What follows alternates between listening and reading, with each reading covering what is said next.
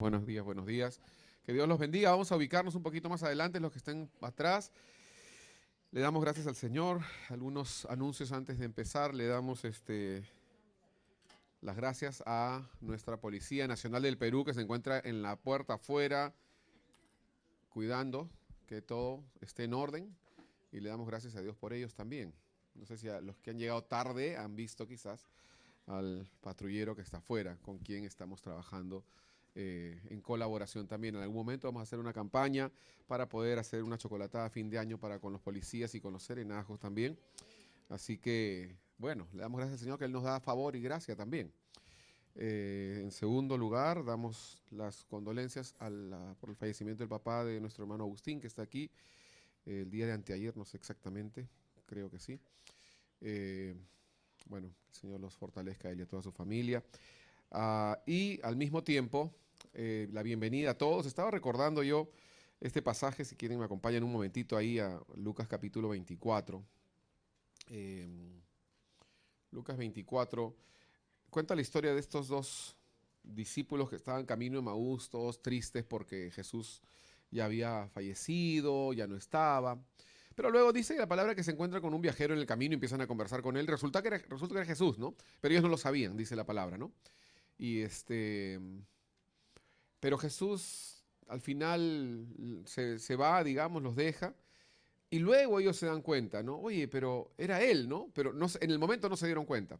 Pero dice la palabra aquí en el versículo 32, y se decían el uno al otro, ¿no ardía nuestro corazón en nosotros mientras nos hablaba en el camino y cuando nos abría las escrituras? Había una evidencia, queridos hermanos, de la presencia de Jesús en la vida de ellos. Eh, yo creo que todos nosotros debemos entender una cosa: la iglesia está presente en la tierra para dejar una evidencia de Cristo, no de ella. Si tú vienes a este lugar, y me alegra que haya venido Walter después de tanto tiempo, ¿no? Que de verdad nosotros, eh, que una de nuestras oraciones para con nuestros hijos, para con los hermanos en general, es que cuando puedan venir a la casa de Dios, puedan sentir eso que arde en sus corazones. No que, o sea, está bien el café y todo, pero no que nosotros podamos decir, yo extraño la iglesia porque ya no tomo mi café los domingos, ¿no?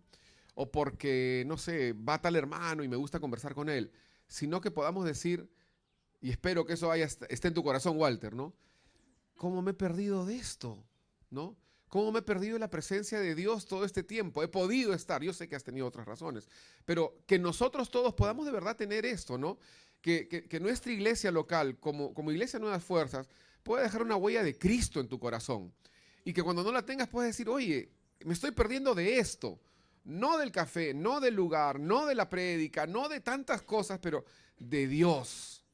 Y que esa pueda ser nuestra marca, no otras cosas, no las actividades que son importantes, que son necesarias, no la comunión entre hermanos, que es importante, que es necesaria, y sobre todo no el café, que es lo más importante, yo lo sé, pero más importante, aunque no lo crean algunos, que el café es que Dios arda en nuestros corazones. Eso de verdad tiene que ser por lejos el primer lugar. Y mi oración seguirá siendo esto. Cada vez que yo no te vea asistir, voy a orar para que tú sientas esa carencia del ardor de Cristo en tu corazón. Y esa carencia del ardor de Cristo en tu corazón puede hacerte volver, puede hacerte traer otra vez tu presencia aquí a este lugar. Y no estoy diciendo esto porque este es el único lugar donde esté la presencia de Dios, simplemente estoy diciendo porque este es el lugar donde tú asistes, ¿no? Y no verte aquí implica que no estás siendo responsable también con tu responsabilidad para con el Señor. Pero no venimos por obligación, venimos por amor, ¿no? Venimos porque de verdad voluntariamente, ¿no? Venimos como ese siervo que le dice, Señor, yo te voy a servir porque te amo, yo no te voy a servir porque esté aquí a la fuerza. Pero a veces hay que decirle a este cuerpo, ¿sabes qué? No tienes ganas, pero tienes que ir, ¿no? Alguien dijo una vez que es mejor alabar al Señor cuando no tienes ganas, porque eso demuestra que de verdad Dios es importante, ¿no? Y que lo haces a pesar de ti, ¿no? Porque todos alabamos a Dios cuando las cosas nos va bien, ¿no? Pero bueno, no quiero desviarme del tema. Eh, Quiero que me acompañen, por favor, aquí a Isaías capítulo... Antes de Isaías, a Filipenses capítulo 3. Y mientras buscan, vamos a orar, vamos a entregar este momento al Señor. Padre, yo oro para que tu presencia pueda seguir acá presente, llenando tu casa. Gracias por ese tiempo de alabanza y adoración. Creemos, Señor, que tu palabra dice que tú moras en las alabanzas de tu pueblo, Señor, y te pedimos, Señor, como te pidieron estos discípulos camino de Maús, quédate un poquito más con nosotros, Señor. Queremos seguir teniendo la certeza de que tu presencia está aquí en este lugar y ahora aún más a través de la administración de tu palabra en la cual tú vas a sembrar semillas buenas en nuestro corazón. Ayúdanos, Señor, de verdad con esto. Ayúdanos a ser corazones dispuestos, a tener una tierra fértil, Señor. Y ayúdame, Señor, a hablar, Señor, como tu palabra, como tu boca, como tu trompeta hoy. Gracias te damos en el nombre de Jesús. Amén. Bien. Yo les había dicho hace ya 2 meses que había empezado una serie que había terminado con la parte 7, cuando nos referimos a las estacas, ¿se acuerdan? Luego tuvimos un invitado el día domingo y luego retomé la serie que le llamé la secuela, ¿no? En donde hablamos sobre nos expandiremos a la izquierda y a la derecha. ¿Se acuerdan de la izquierda y la derecha? ¿Se acuerdan lo que representa la izquierda y la derecha? Bueno, Pablo dice acá en Filipenses 3:1, por lo demás, hermanos, gozaos en el Señor. A mí no me es molesto el escribiros las mismas cosas, y para vosotros es seguro. Así que, hermanos, esta enseñanza que vamos a dar hoy es prácticamente, desde una perspectiva quizás diferente, el mismo tema de fondo de la semana pasada. Carlitos Canseco, bienvenidos. Qué bueno verte. Después de tiempo también. Espero que la presencia de Dios también haya ardido en tu corazón. Y Pablo decía, yo les he escrito esto, pero se lo escribo de nuevo. O sea, no estoy en la moda de estar escribiendo cosas nuevas para que ustedes conozcan cosas nuevas, ¿no? ¿Para qué conocer cosas nuevas si con las viejas todavía luchamos? ¿No? O sea, ¿para qué conocer tanta revelación del Señor si ni siquiera somos capaces de vencer nuestra propia disciplina, amarnos unos a otros, perdonarnos, soportarnos, ¿no? Entonces Pablo les dice, yo no me hago paltas, ¿no? Con el perdón de las paltas, pero yo no me hago problema, ¿no? O sea, yo les puedo decir lo mismo. ¿Saben por qué les puedo decir lo mismo? Porque todavía no pasan la prueba, todavía no han aprendido esto, ¿no? Y de alguna manera esta enseñanza es muy parecida a la del domingo pasado, porque la palabra lo enfatiza de esa forma. Ahora sí vamos a Isaías capítulo 54. Hemos leído ya el versículo 1 y 2, lo vamos a leer otra vez, pero nuestro énfasis estará en el versículo 3. ¿Están conmigo? ¿Amén? ¿Sí? Ya, bien. Dice, regocíjate, oh estéril, la que no daba luz, levanta canción y da voces de júbilo. La que nunca estuvo de parto, porque más son los hijos de la desamparada que los de la casada, ha dicho Jehová. Ensancha el sitio de tu tienda y las cortinas de tus habitaciones sean extendidas, no seas escasa, alarga tus cuerdas y refuerza tus estacas. Luego dice el versículo 3, porque te extenderás a la mano derecha y a la mano izquierda. Amén. Y dice finalmente, y tu descendencia heredará naciones y habitará las ciudades asoladas. Esta última parte a la que nos vamos a referir ahora, tu descendencia heredará naciones, di conmigo, heredará naciones. Y luego dice, y habitará las ciudades asoladas, di conmigo, ciudades asoladas. Estas dos partes son muy parecidas a la derecha y a la izquierda, porque definitivamente hay un mensaje de parte del Señor cuando dice que tú vas a expandirte, vas a crecer, vas a ser bendecido, vas a aumentar, y todo eso tiene que ver con estos dos aspectos. ¿Cuál? El primero, heredarás naciones. Y el segundo, habitarás ciudades asoladas. Y vamos a desarrollarlo a través de la palabra para que podamos entender por qué es que el Señor enfatiza el mismo punto de dos aspectos en el mismo versículo. Muchas veces la palabra, el Señor habla 2 veces lo mismo.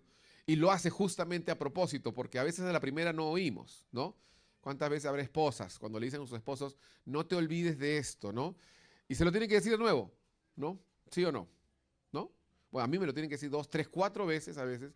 Es más, a veces en unas mañanas cuando mi esposa me encarga, por ejemplo, yo quiero que tú te responsabilices, seas el responsable del ministerio de la limpieza del espejo del baño. ¿No? Entonces yo tengo que limpiar el espejo del baño, esa es mi responsabilidad. Tengo que limpiarlo 1 o 2 veces por semana, lo cual hago 1 vez al mes cuando ella me lo hace recordar, lamentablemente. Pero la semana pasada me levanté y dije, a ver, me acabo de acordar de esto. No me digas nada, pero voy a tratar de hacerlo solo. ¿Dónde está el limpiavidrios? ¿Dónde está el trapo? Yo voy a buscarlo. Y de verdad que lo pude hacer solo. Fue para mí un éxito.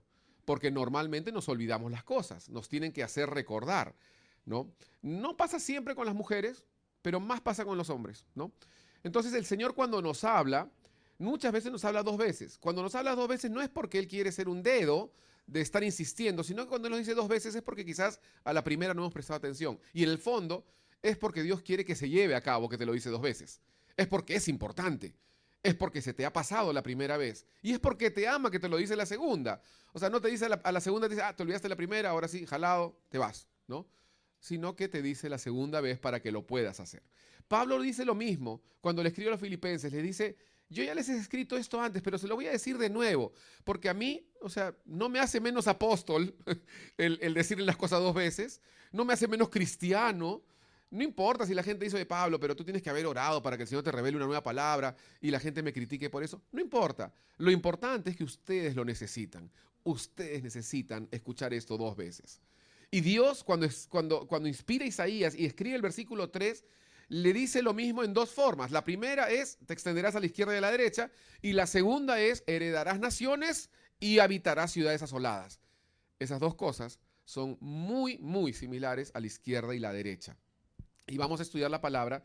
¿Por qué? Porque en primer lugar dice el versículo 3, tu descendencia, el texto que estamos hablando, heredará naciones, ¿no?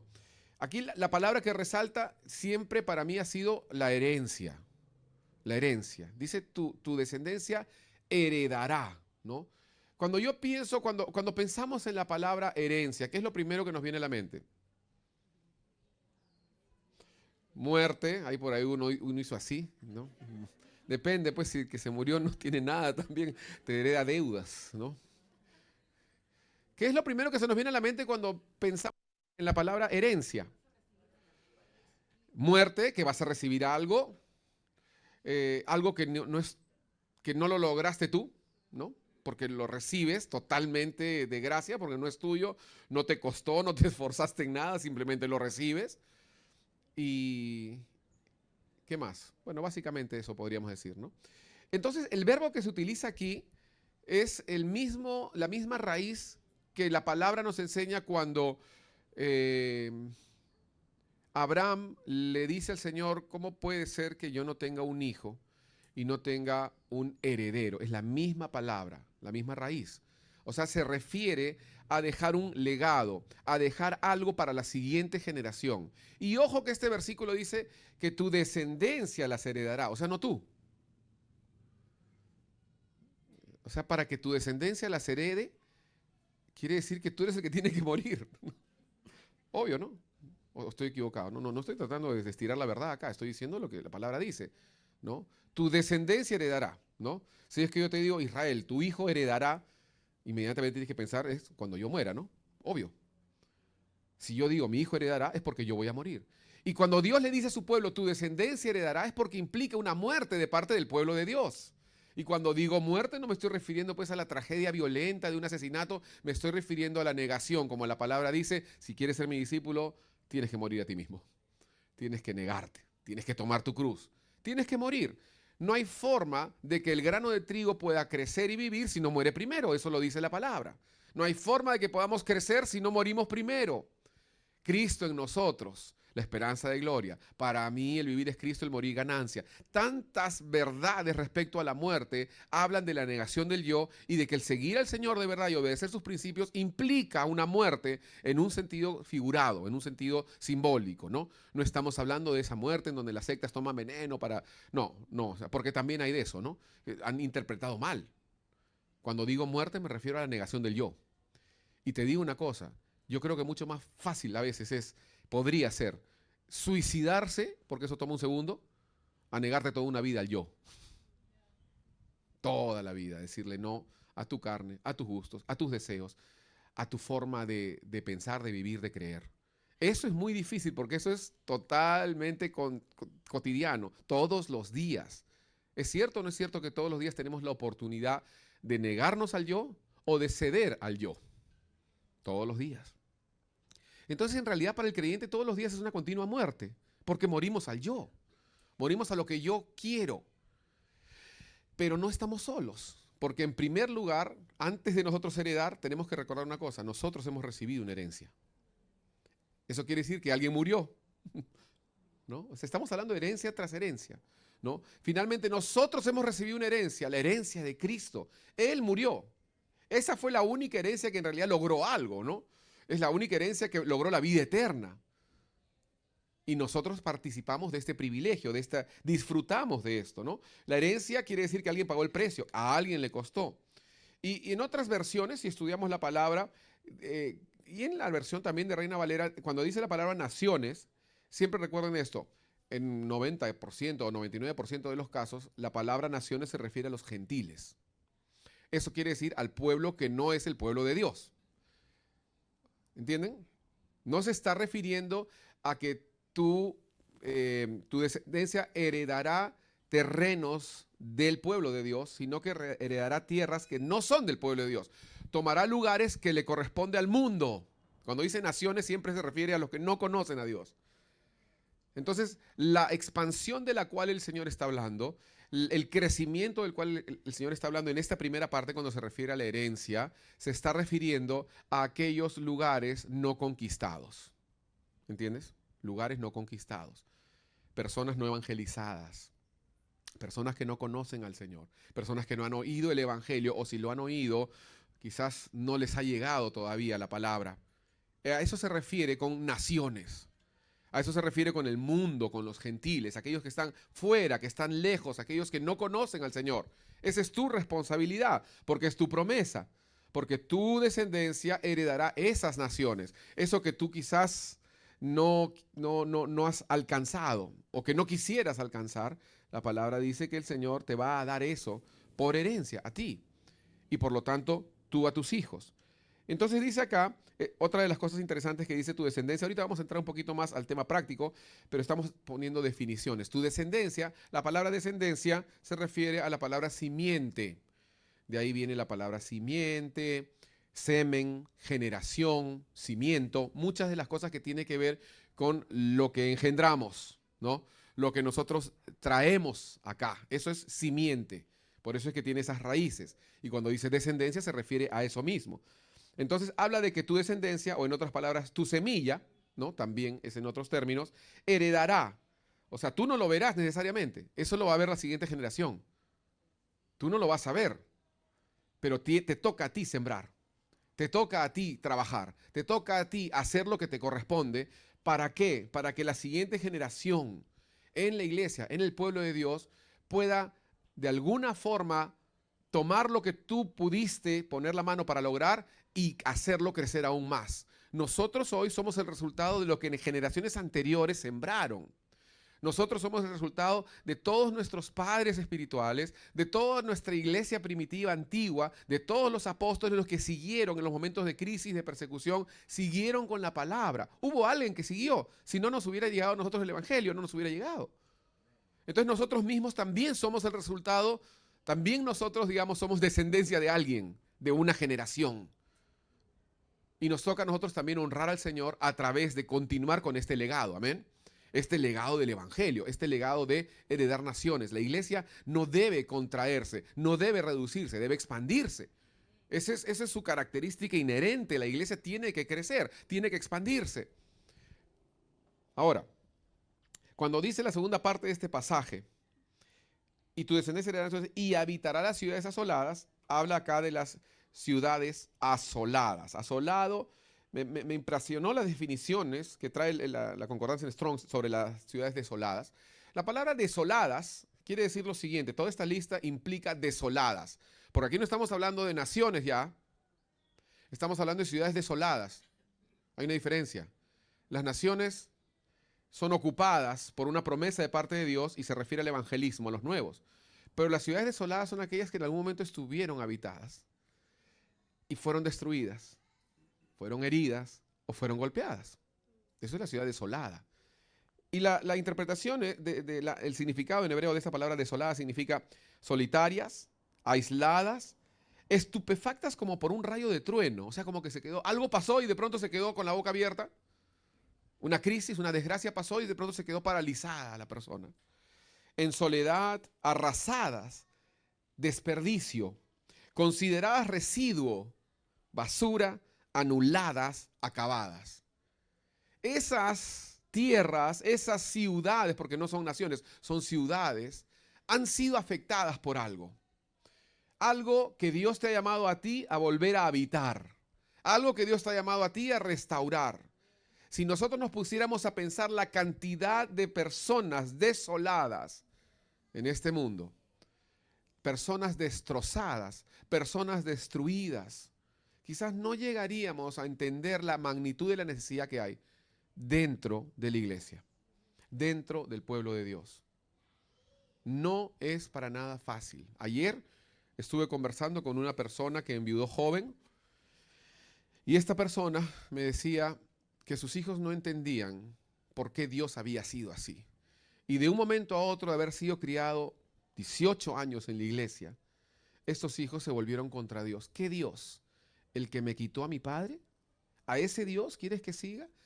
¿A ese Dios quieres que visite cuando te acompaña a la iglesia? Ciudades desoladas, solitarias, arrasadas, y como dice esta definición del hebreo, que han quedado estupefactas como por la caída de un rayo.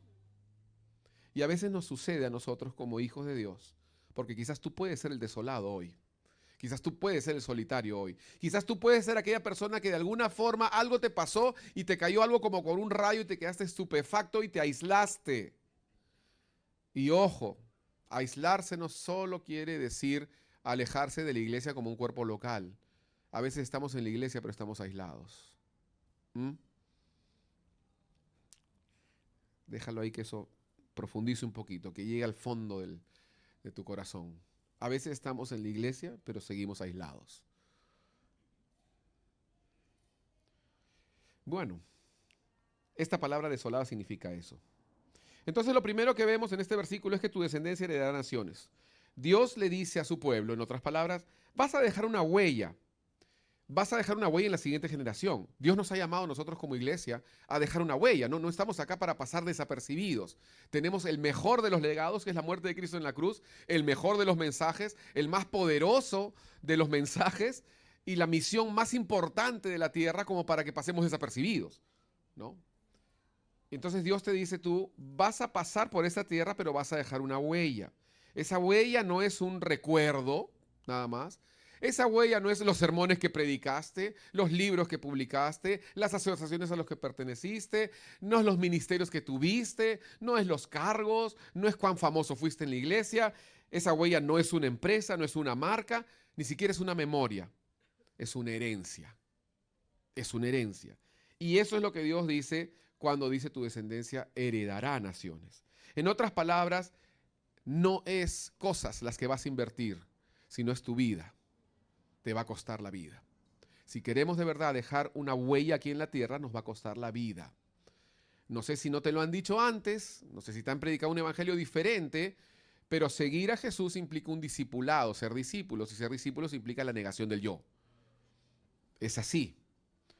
Yo sé que no es un mensaje popular, no es un mensaje bonito, no es un mensaje lindo, que todo el mundo dice amén, qué lindo, gracias pastor por ese mensaje, es algo animadísimo.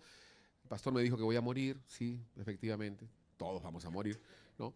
Pero que hay una inversión que hacer. Y la inversión, repito, bueno fuera que cueste solamente, ¿cuál es mi inversión? Mi inversión va a ser, yo voy a encargarme del plan, yo voy a encargarme del proyecto, yo voy a encargarme de cambiar el aceite del carro. No. Todos en esta misión tenemos que poner nuestra vida. Así es, nos guste o no. En otras palabras, es tu vida la que tienes que invertir. ¿Por qué? Porque las naciones, escúchame bien, las naciones se heredan, no se compran. ¿Quieres heredar naciones? Tienes que morir. Las naciones se heredan. Mateo capítulo 13, por favor, acompáñenme ahí. Si estás disfrutando la palabra hasta ahora, puedes decir amén. Una vez un pastor me dijo que los amén de la iglesia son como tirarle huesos a un perro para que se emocione y mueva su cola y siga adelante, ¿no? Gracias por los huesos. Pero bueno, Mateo 13, Jesús habla de alguna de las parábolas y una de las parábolas dice en el versículo 44, Mateo 13, 44, dice así: además, el reino de los cielos es semejante a un tesoro escondido en un campo, el cual un hombre halla y lo esconde de nuevo y gozoso por ello va y vende todo lo que tiene y compra aquel campo. No me digan que eso no fue lo que hizo Jesús. No me digan que eso no fue lo que hizo Dios Padre cuando envió todo lo que tenía. Porque en realidad Jesús no solamente compró, o sea, Jesús es la cabeza de la iglesia, pero la sangre de Cristo compró toda la tierra. Porque le dio acceso a todos a ser parte de la iglesia. No todos son hijos de Dios, no todos son salvos, pero todo el campo está comprado, todos pueden ser salvos. Amén. La muerte de Cristo en la cruz significó la posibilidad de que toda la tierra sea salva.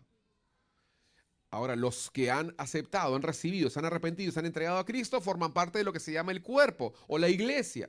Quedan los que están afuera, las naciones. ¿Me están entendiendo? Las naciones. Por eso es que los judíos dividían el tema entre judíos y gentiles, ¿no? La iglesia, diríamos ahora, la iglesia y el mundo.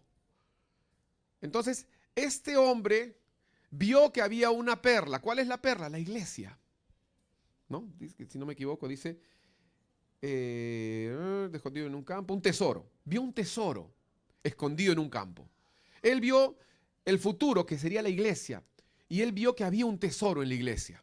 Y entonces vendió todo, porque no había otra forma de comprar todo el campo que vendiendo todo. Compra todo. Con la sangre de Cristo en la cruz no había más que dar, no había precio más alto, no existía nada más, y eso era suficiente para comprar todo el campo, con tal de comprar ese tesoro. Y todos, dice, a todos los que le recibieron, los que creen en su nombre, todos los que quieren ser parte de ese tesoro pueden serlo. Pero el campo está comprado. La sangre de Cristo se derramó en toda la tierra para que todos puedan tener acceso. Y Él dio todo. Entonces, ¿estamos hablando de qué? De que las naciones se heredan, de que hay una muerte que implica la compra de algo, ¿no?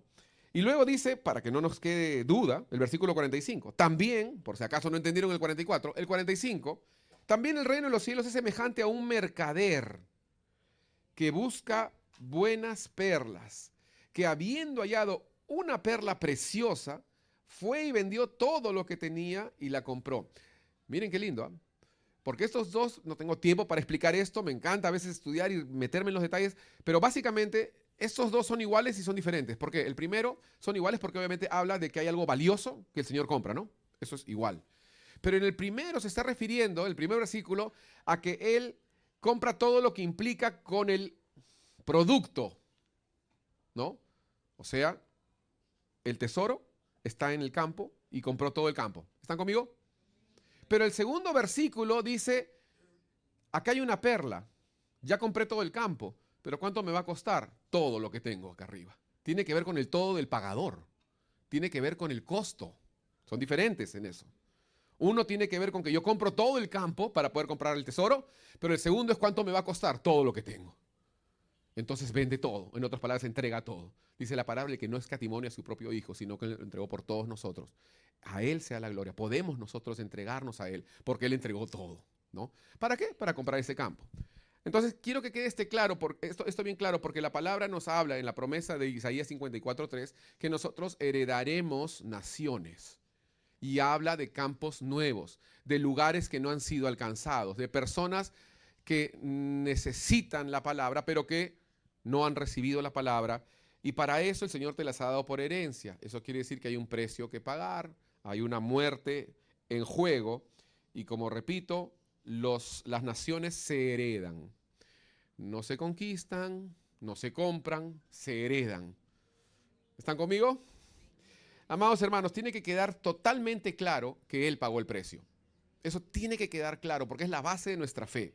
Nosotros ya somos el resultado de esa herencia, ¿no? O sea, nosotros ya disfrutamos de esa herencia. Él pagó el precio, Él murió, nosotros disfrutamos de esa herencia. ¿Qué nos toca a nosotros? Como dice la palabra, seguir sus pisadas, ¿no? Y al seguirle, morimos al yo, nos negamos al yo, decidimos decirle sí Jesús y no a mí. Pero ahora nos toca a nosotros entender la necesidad y la comisión. Marcos 16:15, no lo tienen que buscar, sabemos lo que dice. Y les dijo, id por todo el mundo y predicad el evangelio a toda criatura, ¿no? Eso se llama la gran comisión, que lamentablemente muchas veces se ve como la gran omisión, porque no se hace, ¿no? Pero es parte de lo que el Señor nos habló en Isaías 54. Si queremos ser como iglesia, una iglesia que trascienda a lo largo del tiempo, que deje una herencia y que pueda llegar a más, tenemos que entender que hay un mandato, pero no solamente es un mandato, es una promesa. O sea, sí, anda por todo el mundo, pero yo te digo una cosa, tú vas a heredar naciones. Así que te doy la autoridad para poder llegar a otros. Te doy el poder para que puedas alcanzar a los que no han oído. Pero dice, tu descendencia heredará. O sea, ellos van a disfrutar. Quizás a ti no te alcance el tiempo para poder ver todo lo que tú entregaste por Cristo y lo lograste, pero tus hijos sí. Y los niños de la iglesia también. Y los adolescentes de la iglesia también. Y los preadolescentes de la iglesia también. Y los jóvenes de la iglesia también. Quizás nosotros no, los que ya somos mayores de 30, ¿no? A 50 ya está bien, perdonen. No se rieron por respeto, yo sé. Percy todavía se ríe, no, cuidado. Bueno, ahora, lo segundo, entrando ya al segundo punto rápidamente. Isaías 54:3 dice, porque te extenderás a la mano derecha y a la mano izquierda, y tu descendencia heredará naciones. ¿Y qué más dice? Y habitará ciudades asoladas. Escúchenme, no podemos redundar en todo esto, pero les digo una cosa muy sencilla. Las ciudades asoladas no se heredan, se habitan. Tomen nota de eso, es profundo, ¿ah? Y yo no he llegado al fondo quizás de la explicación de esto. Pero las ciudades asoladas se recuperan, no se heredan. Se heredan las naciones, pero las ciudades asoladas se restauran. ¿Cuáles son las ciudades asoladas? Lucas capítulo 10, versículo 30, por favor. Acompáñenme ahí, vamos a ver la parábola del buen samaritano.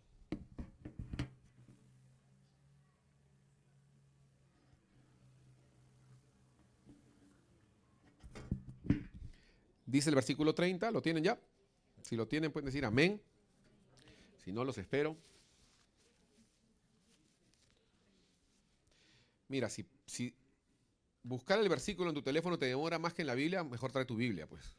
O sea, se supone que debe ser más rápido el teléfono, ¿no?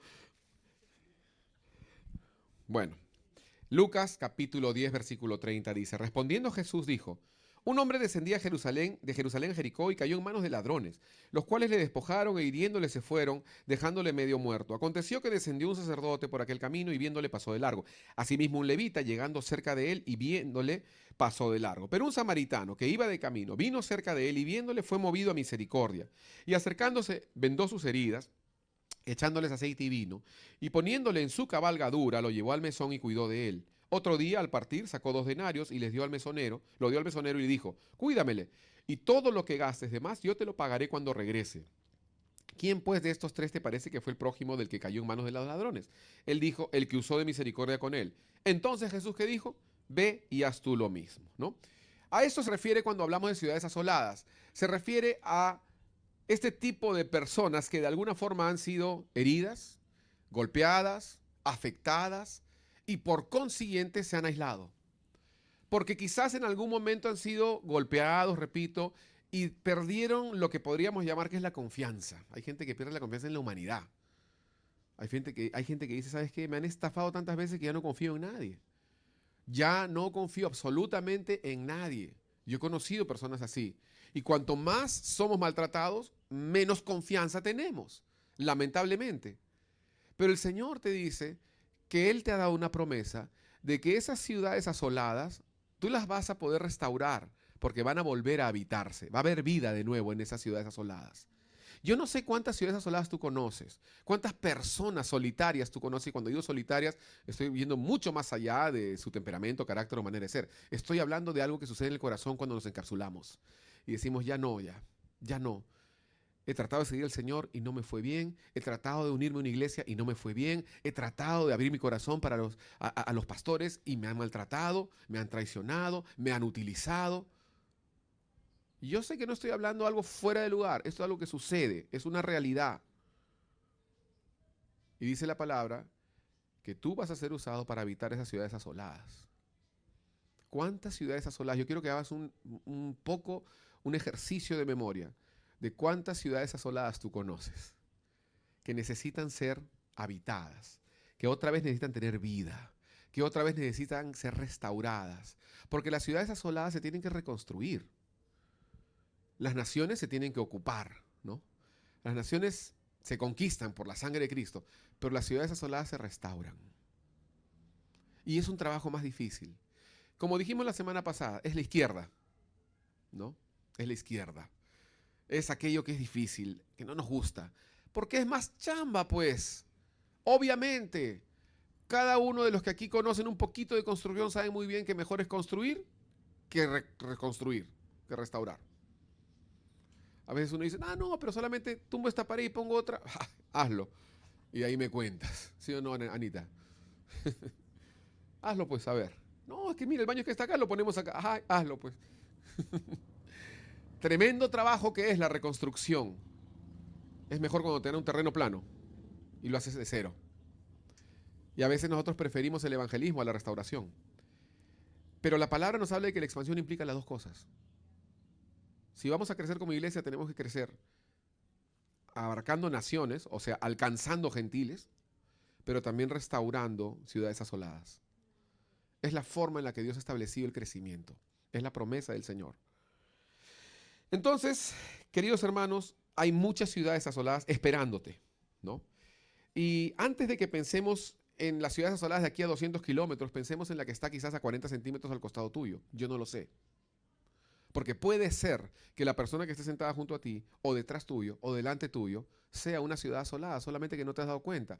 Porque, repito, nos vestimos igual, saludamos igual, sonreímos igual, cantamos igual y tenemos las mismas Biblias, pero no conocemos nuestros corazones.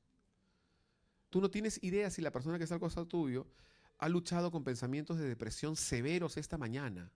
Tú no tienes idea si la persona que está sentada detrás tuyo no ha tenido ni siquiera 10 céntimos para tomar agua con té en el desayuno. Tú no lo sabes. Tú no sabes si esa persona ha luchado al punto de decir, ya voy a tirar la toalla, no quiero saber nada de la iglesia ni de Dios. Tú no lo sabes, porque todos nos vemos igual, nos saludamos igual, nos sonreímos igual. Por eso hablamos hace un mes sobre la necesidad de las cortinas, de poder ser transparentes, de poder abrir nuestro corazón, de poder mostrarnos nuestra vulnerabilidad. Pero la promesa del Señor es que tú vas a habitar estas ciudades asoladas. Y esas ciudades asoladas comienzan por la persona que está más cerca de ti. O quizás tú ya eres una ciudad asolada y alguien está tratando de restaurarte. Deja que te ayuden. A veces las personas se quejan, no, pero el pastor me llama todos los días, ya que molesto. Déjate ayudar. No, que ese hermano no tienes idea, es un Nancy, está Nancy, ¿no? Pero está ayudando. Está diciendo, a ver, necesitas algo, tengo un poquito acá de unos ladrillos, vengo a traer unos ladrillos. Vengo a traer un poquito de cemento, vengo a traerte un vaso con agua antes que te mueras, ¿no? Míralo a Elías, porque nuestro Dios es el mayor ejemplo de restauración. Él es el que más se preocupa por restaurar. Y cuando Elías estaba ya al borde de la muerte porque quería suicidarse y todo el tema y estaba en la cueva, el Señor le da de comer. O sea, no se le prendió, ¿no? O sea, no le dijo a Elías, ¿sabes qué? Ya, pues ya me dejaste, te dejo. Pues. Porque Dios no es así. Dios dice, yo no quiero que tú mueras, yo quiero que tú vivas. Y si quizás me vas a seguir tratando mal, no importa, aunque sea te dejo aquí y me voy, te voy a dejar este pancito, te voy a dejar esta torta, te voy a dejar, mira, ¿sabes qué? Para que no me veas porque te has ofendido conmigo, te voy a mandar un mensaje anónimo, aunque sea. Te voy a mandar carnecita con las codornices, con los cuervos.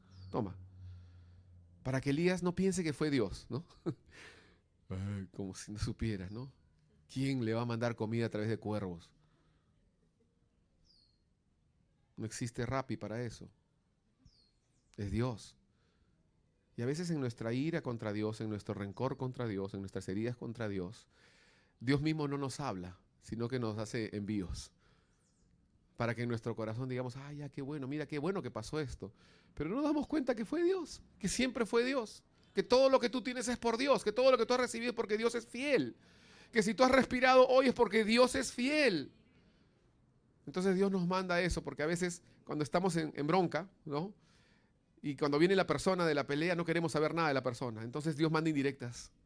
Y te manda esas indirectas, porque la palabra dice que yo con cuerdas humanas te atraje, con cuerdas de amor te seduje, ¿no? Y a veces no es directo, a veces es indirecto, pero siempre es Dios. Y tú también eres un agente de restauración. Eres un agente evangelístico porque vas a alcanzar naciones, pero eres un agente de restauración porque vas a habitar ciudades asoladas. Hay tantas ciudades asoladas. Y ¿saben qué? A veces nosotros no tenemos idea del potencial que existe en un creyente restaurado. No tenemos idea. de lo que Dios puede hacer con una persona que le dijo a Dios, no quiero saber nada de ti, pero existió un buen samaritano, pues. Alguien que vio las heridas y dijo, ya está bien. Pero cuando vemos esta parábola y volviendo a nuestra parábola, vemos que el samaritano le costó, pues, ¿no? Le costó, o sea, tuvo que gastar su tiempo, su aceite, su comodidad en el caballo, porque en realidad lo tuvo que poner en la cabalgadura de él. Su dinero, servir al Señor, restaurar ciudades cuesta dinero. ¿Qué cosa crees? ¿Que las personas que sirven al Señor lo hacen gratis o que el Señor de pronto les hace caer maná? A veces sí, pero no siempre. A veces invertimos de nosotros mismos. Miren lo que dice acá 2 Corintios capítulo 12. Si se preguntan si ya estoy llegando al final, la respuesta es bien sencilla, no. Porque a veces queremos que llegue al final porque ya basta, ya suéltame, ¿no? Miren lo que dice Pablo, o sea, de verdad que esto me... Siempre que leo esto, ojalá que lo logre sin emocionarme. Pero dice 2 Corintios 12, 14, he aquí, por tercera vez estoy preparado para ir a vosotros. Miren, tercera vez dice, y no os seré gravoso, porque no busco lo vuestro, no, estoy tratando de restaurarlos, estoy tratando de ayudarlos. Ustedes, queridos corintios, son una ciudad asolada, sino a vosotros, pues no deben atesorar los hijos para los padres, sino los padres para los hijos, ¿no? Y dice, y yo, con el mayor placer, gastaré lo mío. Di conmigo, gastaré lo mío. No dice gastaré lo tuyo, ¿no? No es como esos hermanos que le dicen, oye, Jan, te invito un pollo, pero tú pagas, ¿no? Porque a veces somos así, ¿no? Oye, te invito un café, pero tú pagas. No, no, no. Gastaré lo mío. ¿Cuántos de nosotros gastamos lo nuestro? ¿Cuántos de nosotros somos capaces de decir, no, esto me está costando a mí, pero lo estoy haciendo porque hay un mandato del Señor de ir y poder habitar las ciudades asoladas?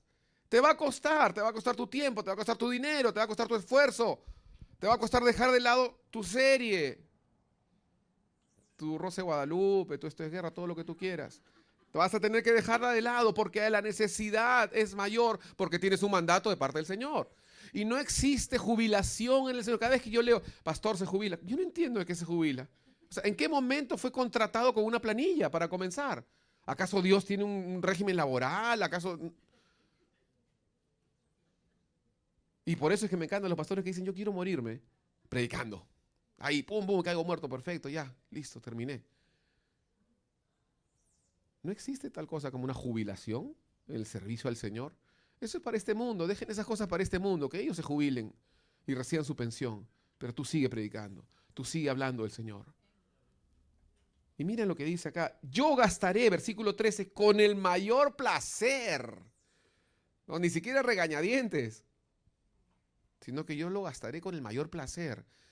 Esto me cuesta, pero lo voy a hacer con gusto, porque yo entiendo lo que Dios pagó por mí. Yo entiendo lo que Él hizo por mí y yo lo voy a gastar. Yo lo voy a dar. Y no estoy hablando acá, hermanos, por favor, quítense. No sé cuántos han visto la publicación que puse hoy en mi Facebook, en esta mañana. Pero los que han visto sale claramente ahí una frase del pastor Clendenin que dice la historia de Aarón con el becerro de oro, cuando él pide el oro para hacer un becerro. Y dice, hoy en día es exactamente lo mismo. Estamos llenos de predicadores que te dicen, dame tu oro y yo te haré un Dios a tu medida. Pero solamente dame tu oro. Y yo te fabricaré el Dios y haré que tenga sentido encima, ¿no? Para que te sientas bien.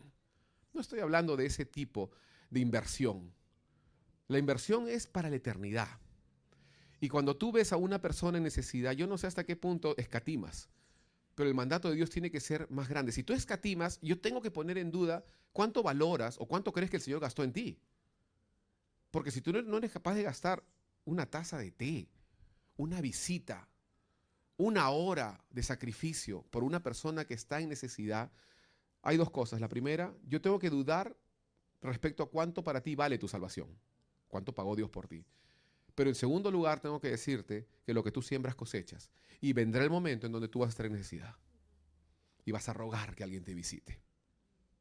Pero lo que siembras cosechas. Si no puedes decir amén, di ay de mí. Entonces, este es nuestro reto para con el pueblo de Dios. Gasta de lo tuyo. Él decía, yo me gastaré con el mayor placer. Y dice, y aún yo mismo, versículo 15, me gastaré del todo por amor de vuestras almas, aunque amándoos más, sea amado menos. Medítenlo, órenlo, llévenlo a cabo en su casa, porque nada podrá reemplazar el tiempo, los recursos y la dedicación de un hijo de Dios. Nada podrá reemplazar eso. Tu tiempo, tus recursos y tu dedicación. No existe planeamiento, no existe estrategia, no existe ni siquiera un dinero o una estructura o un curso. El recurso más costoso, más invaluable que todos lo tenemos y al cual todos podemos acceder es nuestra vida, es nuestro tiempo y lo tenemos. Somos administradores de ello. El recurso más valioso ya lo tenemos. ¿Qué te hace falta? ¿Qué te hace falta? No, Señor, cuando estuve de viaje en Iquitos esta vez, personas que me decían, no, es que si tuviéramos esto, podríamos hacer esto. Si tuviéramos este dinero, podríamos levantar esta obra misionera. Mira, puede ser verdad, pero si Dios quiere levantar esa obra misionera, el Señor te va a proveer. Ahora, es nuestro el privilegio de poder dar. Pero si no das, Dios va a usar a otro. Otro recibirá la bendición. No te preocupes. Dios no te va a venir a rogar, por favor, no seas malo, no seas malito, a trabajar el sentimiento. No, no, no, Dios no es así. Nuestro es el privilegio de dar. Porque finalmente este dinero temporal que se pudre y que no te lo vas a poder llevar, se convierte a través de la inversión en la obra de Dios en algo eterno, que es la salvación de almas. Se transforma. Ustedes saben que mi tema no es el dinero. Nunca hablo del dinero, pero es importante los principios que son fundamentales, que rigen el reino de Dios. Yo gastaré, dice, no solamente lo mío, sino que yo mismo me gastaré. Y recuerden, nada puede reemplazar eso. Algunos dicen, no, pero yo voy a apoyar con esto, yo voy a apoyar con esto otro, yo tengo esta idea, yo apoyo con mi cerebro, ¿no? Yo apoyo con esta ropita que me sobra. Bien por ti, pero escúchame, nada podrá reemplazar el apoyo que tú das con tu propia vida. Ese es el recurso más invaluable y el más carente en el pueblo de Dios hoy. Las personas. Por eso que Jesús dijo, la necesidad es mucha, ¿no? Pero los obreros son pocos, ¿no? Por eso dice, oren para que el Señor levante obreros, ¿no? Plata no falta, ¿eh? Plata no falta. ¿Saben por qué no falta? Porque Dios es el dueño del oro y la plata. Pero lo que falta son personas que digan, yo me voy a gastar de mí mismo y voy a invertir. Entonces, número 1, estamos ya ahora sí terminando. Heredamos naciones, eso es evangelismo, ¿no? Pero reconstruimos ciudades asoladas. Eso es una labor de restauración. A través de la restauración de relaciones. De verdad que a mí me encanta cuando a veces algunos hermanos vienen y me dicen, ay, pastor, he traído a esta persona que hace 10 años que no va a una iglesia. O a esta persona que lo maltrataron y hace como 20 años que se olvidó de Dios. Y yo digo, wow, ese es un tremendo reto. Repito, porque a veces los nuevos son más fáciles. Porque está ya la página en blanco, ¿no? Solamente escribes. Pero con los antiguos tienes que decirles, ¿sabes qué? Mira, vamos a borrar esto, vamos a sanar esto, vamos a ayudarte aquí. Esto no es así, esto es así. Un montón de liquid paper, ¿no? Un montón de papel, otro papel nuevo, ¿no? O sea, varias cosas. Hay que desaprender, reaprender, borrar, escribir. Y es trabajo. Pero cuando un alma restaurada se entrega por completo al Señor, es útil al Señor. Y como iglesia tenemos que saber que el crecimiento viene en esas dos direcciones. En el evangelismo, pero también en la restauración. En la derecha, pero también en la izquierda, porque es la forma de expandirse. Imagínense ustedes, una iglesia que crece solamente con los nuevos, y yo conozco muchas de esas. Crecen para tener más nuevos, pero van dejando una serie de heridos atrás. Van dejando una serie de muertos atrás. ¿Cómo puede ser? ¿Cómo puede haber vida y en medio de esa vida un montón de muertos? O sea, esos muertos fueron el precio para poder tener los nuevos. No tiene lógica. La iglesia tiene que crecer bien, sana en todos los aspectos. En el evangelismo, pero en la restauración. No podemos crecer, qué vergüenza. No es como que una iglesia próspera que nosotros decimos, mire, el Señor nos ha bendecido. Como las iglesias mormonas, ¿no? Con el perdón de acá de mis vecinos. Tú te vas a un cono en donde la gente vive literalmente a las justas, en chozas, pero está la iglesia, pero mormona reluciente, linda, nueva, casi como gloriándose en toda la propiedad y la necesidad alrededor. A veces yo me pongo a pensar cuál es el costo de nuestro afán por crecer. Y yo me lo pregunto para mí, no le estoy haciendo la pregunta a ustedes, porque yo me analizo, me examino y digo, Señor, ¿qué precio estoy dispuesto a pagar para que la iglesia pueda crecer? Es tan fácil cuando conversas con personas que han sido tan destrozadas, ¿no? Es tan fácil decir, mira, ¿sabes qué? Búscate otra iglesia. Porque vamos a hablar con los nuevos, pues, ¿no? Pero el reto es con los viejos, el reto es con los que están más heridos. Ahora, ¿eso no quiere decir que todos son restaurables? No, no quiere decir que todos son restaurables, porque finalmente se requiere una voluntad propia, obviamente, también, ¿no? O sea, no tenemos la varita mágica, ni tú ni yo, para poder restaurar a todos. Pero es nuestro llamado, poder estar después delante de Dios y decir, Señor, por esta persona, de verdad que sí hice todo lo que pude. Por esta persona, sí dejé de lado cosas, sí invertí mi dinero, mi tiempo, mi vida para poder restaurar, pero no pude. Entonces el Señor sabe, no te va a pedir cuenta de eso. Pero por los que sí diste todo y restauraste, el Señor te va a galardonar, eso es lo que dice la palabra. No solamente son los nuevos, repito. Acompáñenme a Jeremías y con esto voy terminando mientras los músicos pueden pasar adelante, por favor. Y quisiera que en nuestra mente podamos tener de verdad esta figura, esta imagen de personas, sea nuevos o heridos, que están de verdad en un valle solitario, ¿no? Quizás están entre nosotros, como dice, ¿no? Quizás están caminando entre nosotros y no nos damos cuenta. Quizás siempre sonríen y te dicen que Dios te bendiga. Quizás tienen la Biblia más grande que la tuya. Quizás conocen más las canciones. Quizás son músicos. No lo sé. Quizás es un pastor o es el pastor. Quizás es un líder. Quizás es un sonidista. Dile al que está al costado tuyo, quizás eres tú. Pero así díselo, quizás eres tú.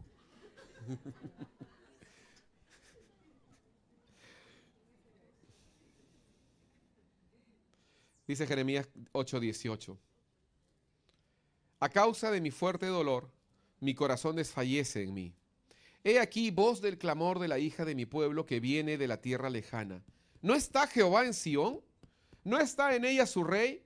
¿Por qué me hicieron airar con sus imágenes de talla, con vanidades ajenas? Pasó la siega, terminó el verano y nosotros no hemos sido salvos. Dice el Señor, quebrantado estoy por el quebrantamiento de la hija de mi pueblo. Entrenebrecido estoy, espanto me ha arrebatado. Pero luego llegamos al versículo 22 y el versículo 22 dice, no, Dios hace una pregunta. ¿No hay bálsamo en Galaad? ¿Saben lo que quiere decir esto? El bálsamo es el aceite, pues del buen samaritano, ¿no? El bálsamo es aquello que sana las heridas. Y Galaad se refiere a la ciudad de Dios, al pueblo de Dios. Es una ciudad dentro del pueblo de Dios, Galaad. No voy a entrar en detalles sobre lo que significa Galaad propiamente, pero se refiere a la iglesia, básicamente. Lo que está diciendo Dios al hacer esta pregunta es, oye, ¿no tenemos remedio en la iglesia? Hermanos, ¿no tenemos acaso la respuesta nosotros? ¿No tenemos nosotros la medicina para poder restaurar a todos? ¿No la tenemos? Y Dios hace ese reclamo y le dice a su pueblo, oye, ¿no hay bálsamo en Galaad? ¿Acaso no hay medicina? Dice la siguiente parte de este versículo, ¿no hay allí médico? ¿Por qué pues no hubo medicina para la hija de mi pueblo? El dolor del corazón de Dios diciendo, oye, ustedes tienen que restaurar, ustedes tienen que sanar, ustedes tienen la medicina, pero no han querido usarla. Han estado mirándose ustedes mismos, han estado fijándose en sus propias cosas, han estado fijándose en sus propios beneficios y no han podido ver que hay gente enferma. Pero tenemos el remedio, tenemos la medicina, es Cristo en nosotros, la esperanza de gloria, tenemos la respuesta. Y el Señor dice, ustedes tienen que empezar a aplicar el bálsamo. Ustedes tienen que empezar a restaurar, ustedes tienen que empezar a estrechar lazos, ustedes tienen que empezar a aceptar esta profecía que dice Isaías 54:3. Te extenderás, pero vas a ocupar estas naciones y vas a habitar ciudades asoladas. Son dos aspectos de un mismo llamado, porque el Señor se duele por el inconverso, pero también se duele por la oveja perdida. Pónganse de pie, por favor, mientras nos hacemos las preguntas. ¿Aceptarás esta profecía? Dirás, sí, Señor, heredaré naciones y ocuparé ciudades asoladas. ¿Cuánta gente, pregunto yo, está herida? ¿Cuánta gente está aislada? ¿Cuánta gente enferma? Yo oro para que el Señor pueda poner en tu corazón hoy alguien. Uno solo es suficiente. Uno. Que tú puedas comprometerte a orar, a invertir de tu tiempo, a invertir tu dinero, a dejar de lado tu agenda. Porque hay imprescindibles y hay otros que son prescindibles. A dejar de lado cosas que quizás son prescindibles. Ciudades asoladas. Y vuelvo a leer la definición de asolado. Solitario, aislado, estupefacto como por un rayo de trueno, en soledad, arrasado, desperdicio, considerado residuo, basura, anulado. ¿Cuántas veces las personas por autoridades injustas han sido anuladas, acabadas? Que Dios ponga en tu corazón uno solamente. No sé cuántos pueden haber quizás, pero a veces nos quedamos fascinados con, Señor, yo voy a ir a las tribus del Congo para rescatar a los salvajes para ti. Hay millones ahí, pero vamos a dejar esos millones a un costado. Porque acá al costado tuyo hay un vecino que es un salvaje, más salvaje que toda la tribu del Congo, y que tú tienes que restaurar. Nos encanta la idea de los millones, de los viajes. Nos encanta la idea de, vamos. Porque nos han vendido la emoción de las misiones. Y nos olvidamos que la misión nace en un corazón con carga, con dolor, con lágrimas. ¿Quién está cerca? ¿Quién tiene que ser restaurado? ¿Quién tiene que ser animado? ¿Qué relación tiene que ser reconectada? ¿Cuánta gente está herida? ¿Cuánta gente aislada? ¿Cuánta gente ignorada? ¿Cuánta gente? Y lo más increíble de todo esto es que están cerca de nosotros. Y otra cosa que es más increíble es que yo no puedo llegar a la persona aislada que tienes en tu corazón, pero tú sí. Y cuando cantemos esta canción de Tumbas a Jardines, quiero que solamente piensen en esto. Si eres tú esa persona aislada, porque nos preguntamos, ¿no? ¿Serás tú? Si eres tú esa persona que está herida y que está buscando esa reconexión con Dios, canta esta canción con todo tu corazón. Pero si no lo eres, si eres una persona que está caminando en salud con el Señor y que Dios ha puesto a alguien en tu corazón, cántala pensando en esa persona.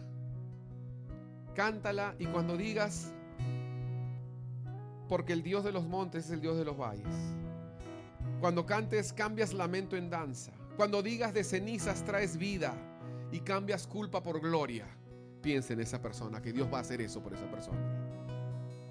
Amén. Gracias, Señor Jesús.